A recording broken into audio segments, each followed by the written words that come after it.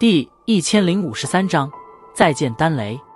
厚厚的乌云凝聚在山谷上空，天际刚刚出现的一丝晨辉便是直接被遮掩而去，一时间整个山谷都是显得格外的暗沉，唯有着那银色闪电划破乌云时，方才能够照亮下方的山谷。在天空上乌云凝聚时，那石台上的丹香也是浓郁到了一个顶峰地步，甚至是连石台周围的天地能量都是被这股丹香所牵引，发出细微的颤动。药鼎之内，碧绿火焰熊熊燃烧，在那火焰上空处，一枚青红相映的浑元丹药正在滴溜溜地旋转着，一股惊人的能量不断地从其中扩散而出，旋即撞击在药鼎内壁上，发出哐锵的金铁声响。